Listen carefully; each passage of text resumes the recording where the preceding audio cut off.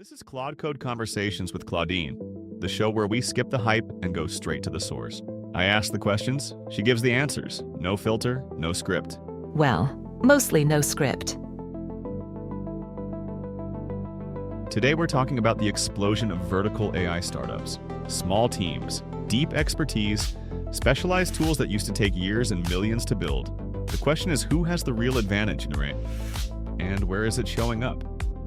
Claudine, let's start at the foundation. Vertical versus horizontal.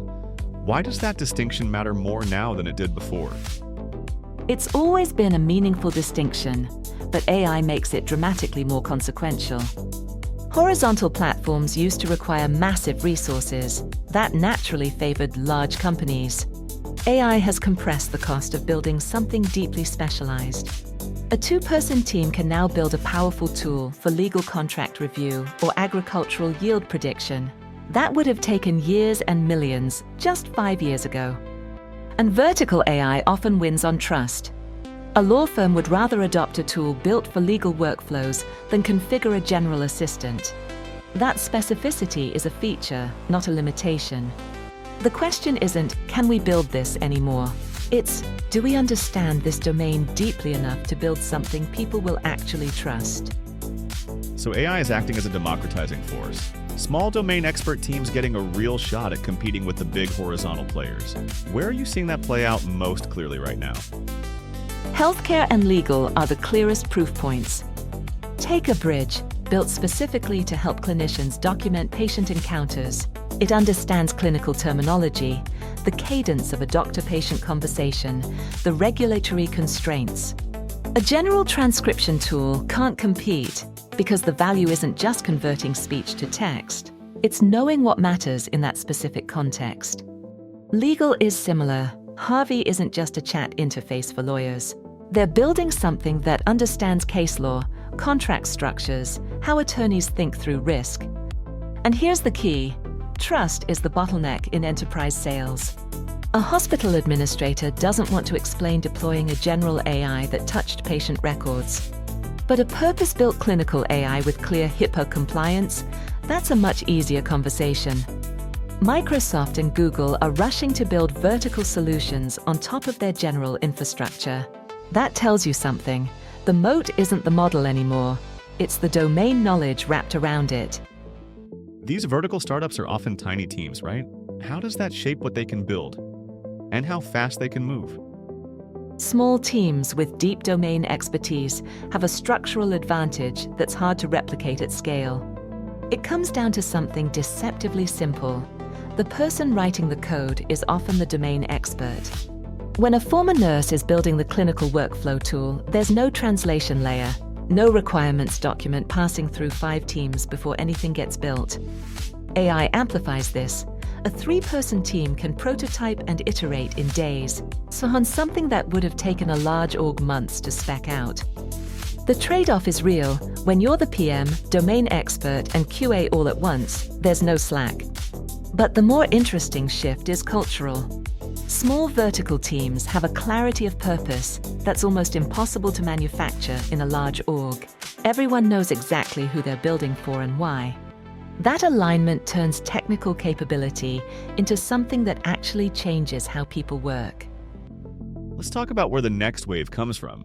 Which industries do you think are especially ripe right now? Construction is at the top of my list. One of the largest industries in the world, notoriously paper-heavy and fragmented. The consequences of errors in safety, scheduling, materials estimation, enormous. The reason it hasn't exploded yet is partly cultural. Construction is relationship-driven, but the pain is real, and the willingness to pay for solutions that work is high. Mental and behavioral health is another one.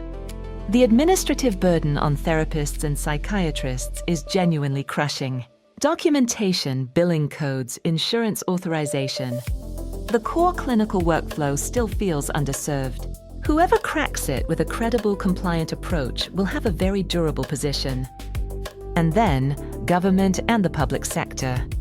People dismiss it because procurement is Byzantine, but the volume of inefficiency is staggering.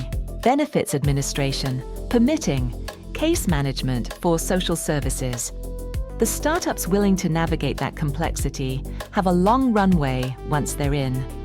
What all three have in common, the humans in the loop matter enormously.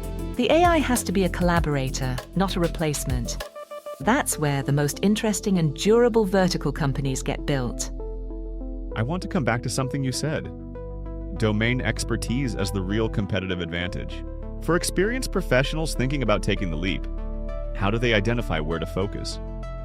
The most reliable signal is finding something people have stopped complaining about. Not because the problem got solved, but because they've accepted it as the cost of doing business. That learned helplessness is a tell. Like the nurse who says, "We spend 2 hours on documentation." That's just how it is. Exactly. That's not a dead end. That's an opening. I'd also encourage experienced professionals to lean into their own frustration. 20 years in commercial real estate gives you intuition about exactly where the workflow breaks down. It feels like common knowledge to you. To an outsider, it's almost impossible to acquire. Look for the intersection of high stakes and high tolerance for pain. Industries where mistakes are expensive, financially, legally, or in human terms. Those users are motivated, and they stay loyal once they find something that works. What I'd caution against, starting with AI capability and looking for a problem to attach it to. The credible startups are the ones where the founder says, "I've lived this problem for a decade, and now there's finally a tool powerful enough to actually solve it." That sequencing matters more than people realize. So if someone has that lived experience and they're ready to build, what does the team actually need to look like? The combination I see working best: a domain anchor paired with a builder who can move fast. The domain anchor is someone who can say, "That's not how this actually works in practice," and be right. They prevent the product from becoming a technically impressive solution to a slightly wrong problem. That role is often underestimated because it's harder to put on a resume than senior ML engineer. The person who saves you from building the wrong thing. Exactly. And on the technical side, the most valuable profile right now isn't the deepest AI researcher. It's someone genuinely comfortable with ambiguity and rapid iteration. Vertical AI products are rarely train a novel model from scratch problems. They're integration, orchestration, and judgment problems. And I feel strongly about this. You need someone who understands your compliance landscape. Not a generalist. Someone who knows what HIPAA or SOC2 means operationally, not just legally. In regulated industries, your go-to-market strategy is inseparable from your compliance posture. Startups that treat that as an afterthought get stuck at the door of their most important customers. The strongest early-stage teams often have those roles overlapping in one or two people. A clinician who's learned to code, an engineer embedded in hospital IT for 3 years. The danger is a team that's technically brilliant, but missing anyone who'd know if the domain was wrong. As we wrap up, what do you want listeners to walk away with? A few things. The opportunity in vertical AI belongs to people who understand a domain deeply, not to people who understand AI and are looking somewhere to apply it. That sequencing is everything. Second, don't underestimate trust as a competitive moat. General-purpose AI is increasingly capable and increasingly cheap. What earns you a lasting position is being the tool a specific professional actually relies on. Because it was built with their context, their constraints, their workflow in mind.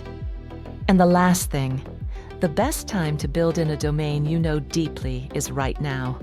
Not when the technology feels more mature or the market feels more certain.